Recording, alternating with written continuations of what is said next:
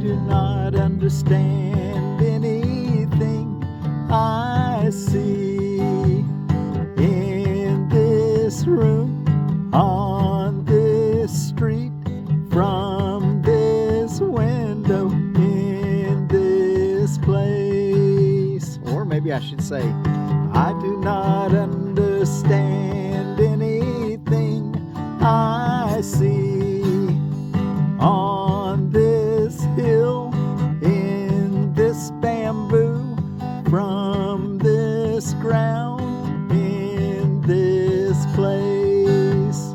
I do not understand anything I see. I do not understand anything I see. Well, thank you all so much for joining me. I'm Forgiveness Willie, or sometimes I call myself Miracle Willie. Forgiveness is what leads to miracles. And I mainly want to be teaching forgiveness to the whole world. That's why I'm here on the World Wide Web, teaching forgiveness from the Ozarks.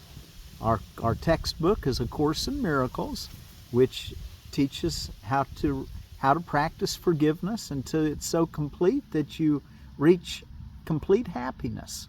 Return to who you really are, your true identity, instead of dreaming a dream that you're vulnerable, weak, sick, and sinful, which is not who you are. Anyway, here's lesson 3 on Friday, January the 3rd of 2025. And we're reading from the Foundation for Inner Peace version this year of A Course in Miracles. So let's just go take a look at lesson 3 and read it together and see what it says. I do not understand anything I see in this room, on this street, from this window, in this place. Apply this idea in the same way as the previous ones, without making distinctions of any kind. Whatever you see becomes a proper subject for applying the idea. Be sure that you do not question the suitability of anything for application of the idea. Again, be sure that you do not question the suitability of anything for application of the idea. These are not exercises in judgment. We're trying to learn do just the opposite, not make judgments. These are not exercises in judgment. Anything is suitable if you see it. Some of the things you see may have emotionally charged meaning for you.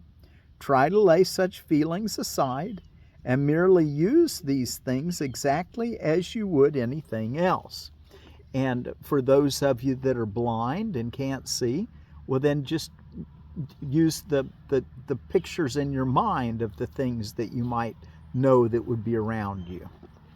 So you can still do this even if you don't have physical eyes, because this is a book that's going to teach us that we're not a body anyway.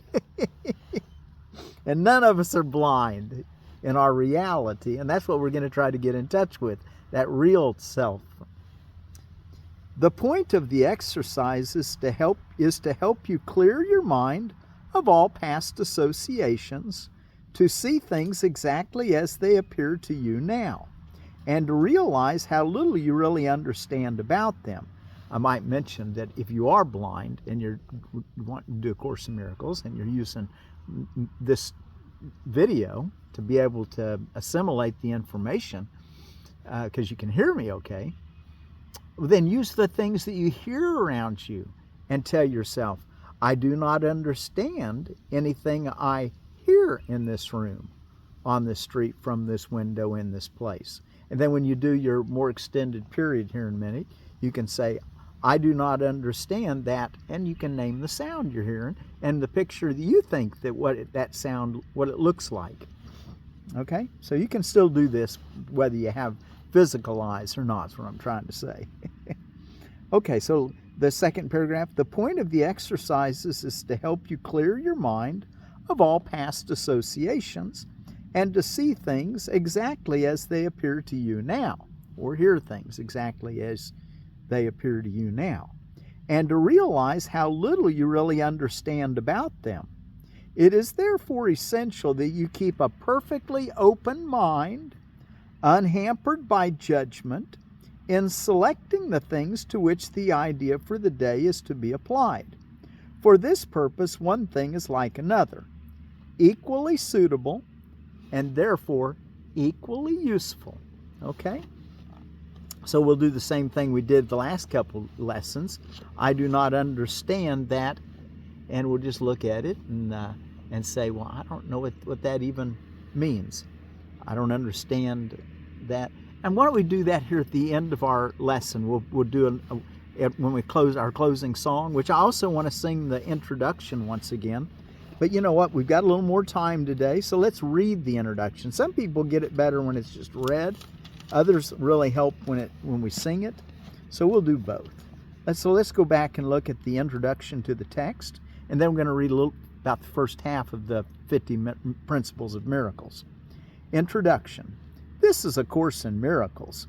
It is a required course. Only the time you take it is voluntary. Free will does not mean that you can establish the curriculum. Free will does not mean that you can establish the curriculum. It means only that you can elect what you want to take at a given time. The course does not aim at teaching the meaning of love, for that is beyond what can be taught. It does aim, however, at removing the blocks to the awareness of love's presence, which is your natural inheritance. The opposite of love is fear, but what is all-encompassing can have no opposite. This course can therefore be summed up very simply in this way. Nothing real can be threatened. Nothing real can be threatened. And that's really was an interesting idea when I first read that first year. Nothing real can be threatened. So if it's real, it means it can't be threatened. That's one of the earmarks of that it's reality.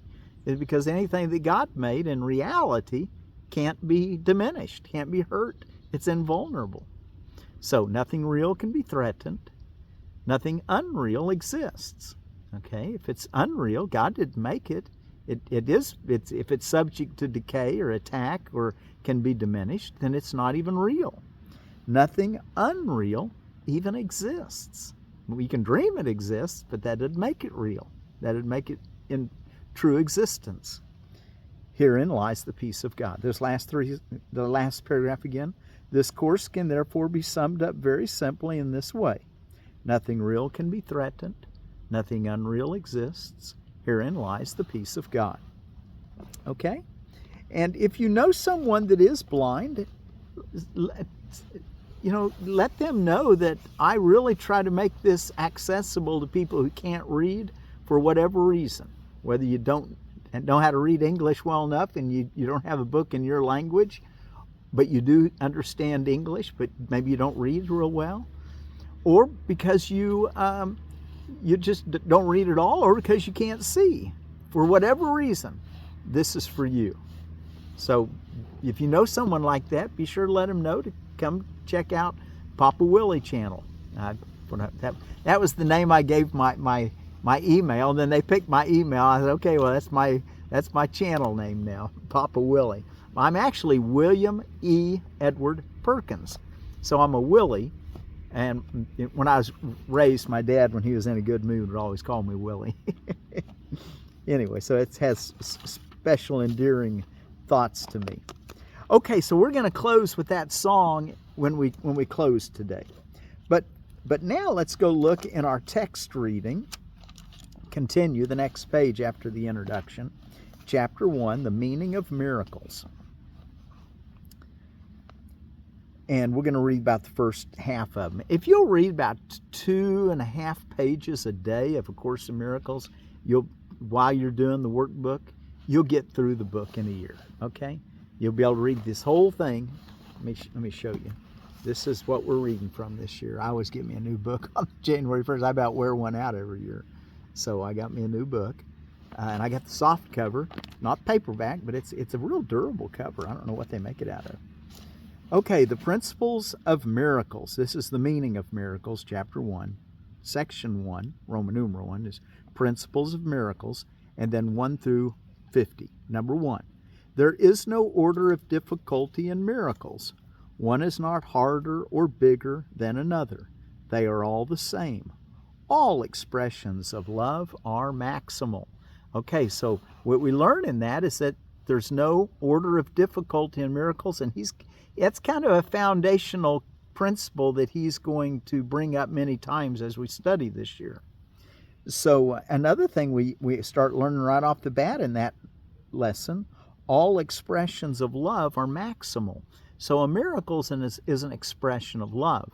I think of a miracle as an expression of love that knows no limits. It's not limited by the laws of this world or by time and space, distance, or by your thoughts, your ideas.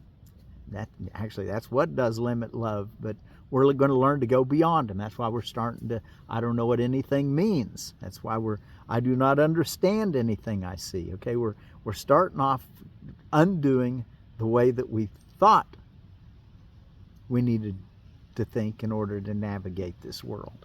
The undoing process, he calls it. Okay, so again on that one, there is no order of difficulty in miracles. One is not harder or bigger than another. They are all the same. All expressions of love are maximal. 2. Miracles as such do not matter. The only thing that matters is their source, which is far beyond evaluation. 3. Miracles occur naturally as expressions of love. The real miracle is the love that inspires them. In this sense, everything that comes from love is a miracle. Number 4, all miracles mean life, and God is the giver of life. His voice will direct you very specifically. You will be told all you need to know. Isn't that nice to know? You'll be told all you need to know. And I might add there that that's what we're really going to work. That's what we're going to be focusing on, is getting in touch with hearing the voice for God individually, each of us, specifically to know that voice. I like to think of it as the voice for peace. And okay, well, let's go on. Miracles are habits and should be involuntary. They should not be under conscious control. Consciously selected miracles can be misguided. So we just want to have a willingness to follow the voice for God. And it might tell you something that if you thought about it with the mechanics of the mind, you say, no, that's stupid. That would embarrass me if that's not true, or whatever. But we're going to learn to go beyond the mind's evaluation, is what that's basically saying. Number 6, miracles are natural. When they do not occur, something has gone wrong. Number 7, miracles are everyone's right, but purification is necessary first. Makes sense, doesn't it? Purification, recognizing your sinlessness and your brothers, is what we're going to learn that is real purification. Number 7, miracles are everyone's right, but purification is necessary first. 8, miracles are healing because they supply a lack. They are performed by those who temporarily have more for those who temporarily have less. Because in reality, we all have maximal. It's just that we've temporarily forgotten it. So some of us are remembering sooner than others. So the ones that are remembering can offer love to their brothers. And the way you can do that, we're going to learn, is that instead of seeing them as attacking you, you can see that instead of an attack on you, you can see that in quotes attack as an appeal for healing, or appeal for help, appeal for love. Okay? Then you'll be seeing the reality and not the illusion. You'll be awakening from the dream. Number 9, miracles are a kind of exchange. Like all expressions of love, which are always miraculous in the true sense, the exchange reverses the physical laws. They bring more love both to the giver and the receiver. Number 10, the use of miracles as spectacles to induce belief is a misunderstanding of their purpose. Okay. Number 11. Prayer is the medium of miracles. Prayer. We learned, and we'll learn as we go along, and you students that have been with me already 1 year or more have already realized that the ladder of prayer, that forgiveness and prayer are like brother and sister together, that they help each other on our ascent. So prayer is the medium of miracles. And let me just mention that prayer, we're learning, is just the asking of. A wish, a desire for something is a prayer. Whether you put words to it or not makes no difference. Matter of fact, the whole world is made by your prayer, by your wishes. Prayer is the medium of miracles. It is a means of communication of the created with the Creator. Through prayer, love is received, and through miracles, love is expressed. Number 12, miracles are thoughts. Thoughts can represent the lower or bodily level of experience, or the higher or spiritual level of experience. One makes the physical, and the other creates the spiritual. Miracles are thoughts. Thoughts can represent the lower or bodily level of experience, or the higher or spiritual level of experience. One makes the physical and the other creates the spiritual. 13. Miracles are both beginnings and endings, and so they alter the temporal order. They are always affirmations of rebirth, which seem to go back but really go forward. They undo the past in the present and thus release the future. 14. Miracles bear witness to truth. They are convincing because they arise from conviction.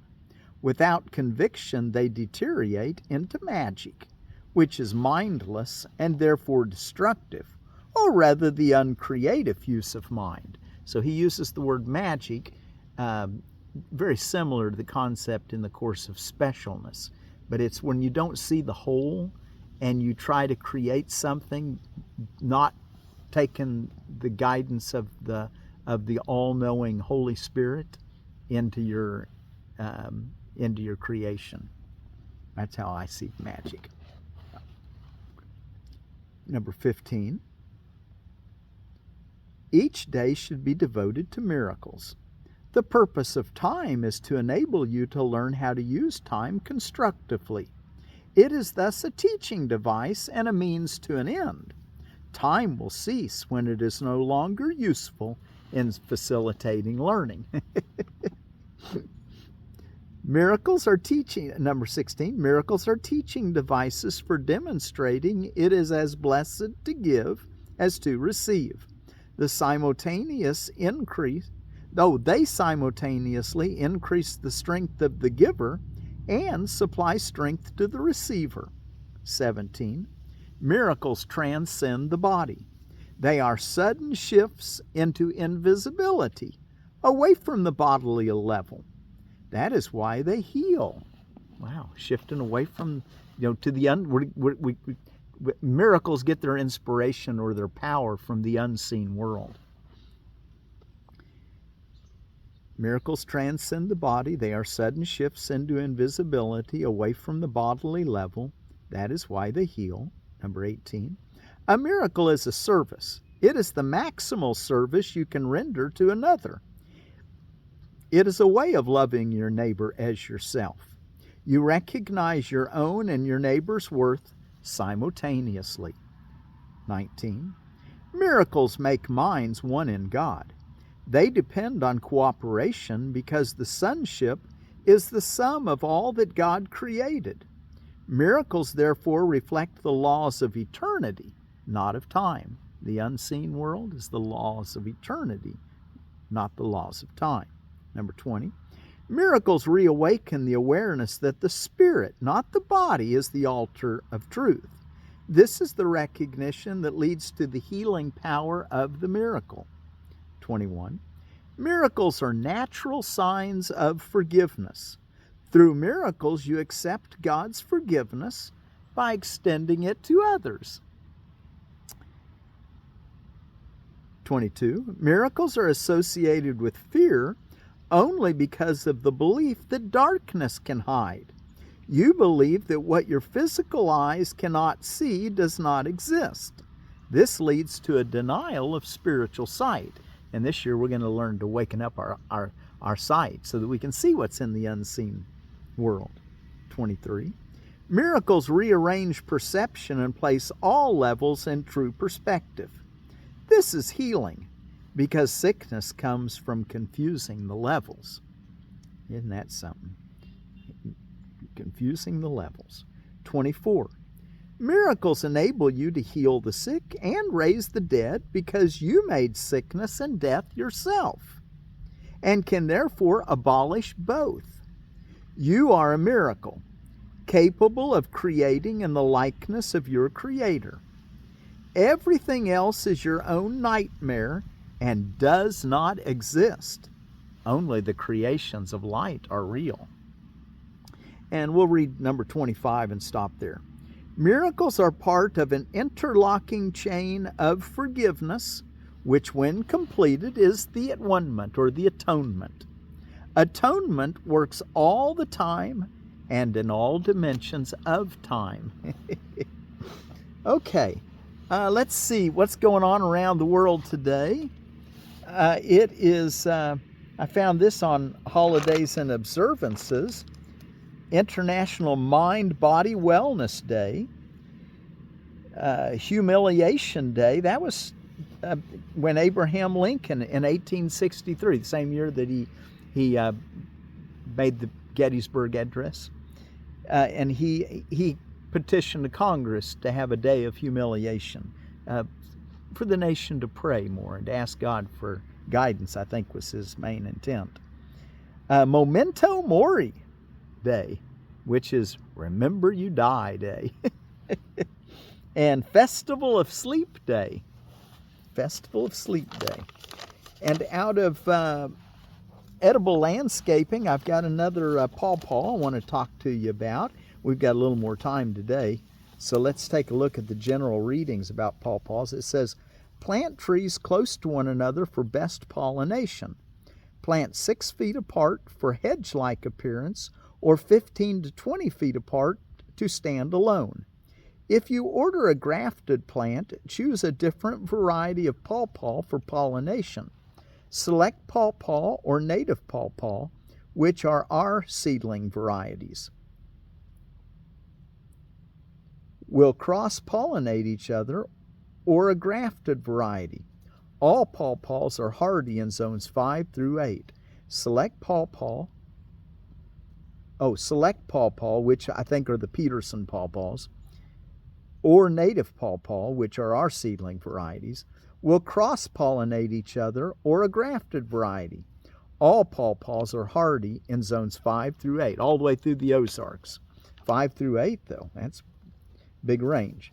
And the one I'll tell you about today is the Allegheny pawpaw. All pawpaws are the Asamina triloba genus and species. And Peterson was someone who did a lot of, he still is, breeds a lot of pawpaws. I think he's still breeding them. Allegheny pawpaw. Allegheny pawpaw has a rich, sweet flavor with a hint of citrus. Fruit size typically less than 8 ounces. Tree will require fruit thinning to keep fruit size over 8 ounces. This has been a continual favorite of those who taste it. Okay, thank you, Edible Landscaping and Peterson Pawpaw. And I've got another near-death story I want to tell you about. It's Vincent Tolman's story. And he was interviewed by Shaman Oaks, or on Shaman Oaks video. It's a 22-minute, 8-second YouTube. It's titled, Man Dies, Sees the Future, Told 10 Things He Must Change. NDE. And while he was in this experience, someone came to him that was his guide, and his name was Drake, which later on, after years later, I think, he realized, well, that was my grandfather. He saw a picture of him, and he realized, oh, that was who.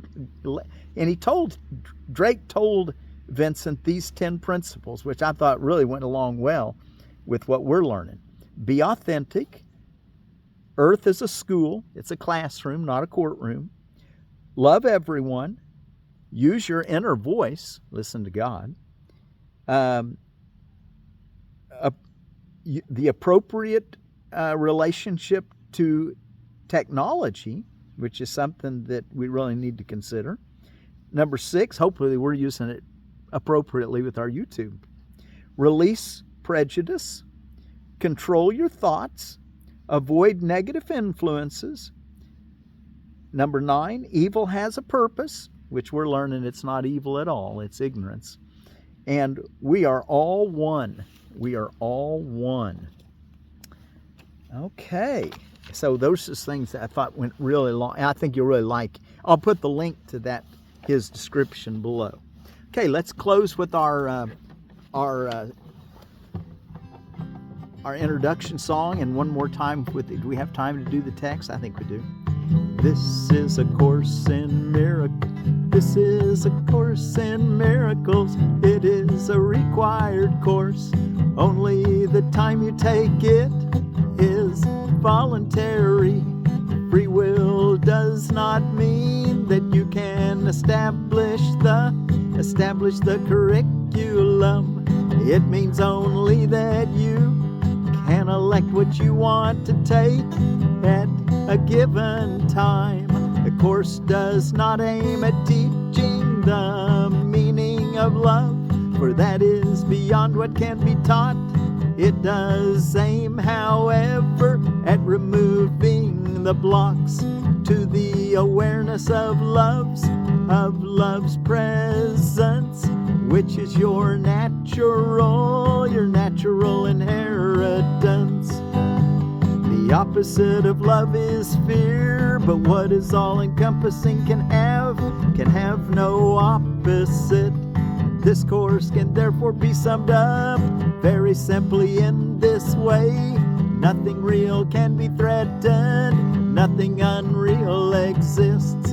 Herein lies the peace of God. Nothing real can be threatened, nothing unreal exists.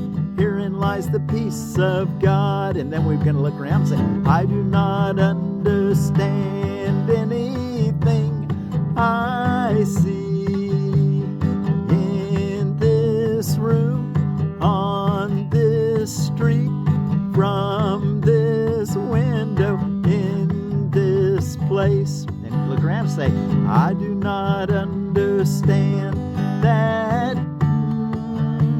Whatever you see, and when I hum, I do not understand that. I do not understand them. I do not understand that. I do not understand that. I do not understand that. I do not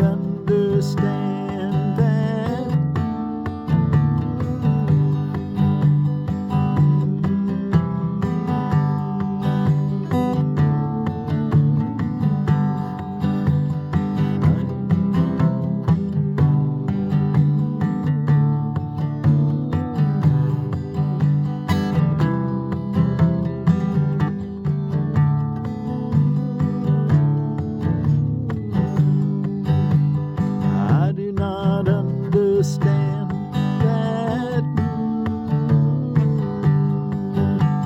I do not understand anything I see on this hill, in these woods, from this ground, in this place. And our word for peace today is from the French, and it's Paix. So Paix be with you. I do not understand anything I see. And that's spoken in Papua New Guinea and in Haiti. French, I do not understand anything I see in this place. Paix.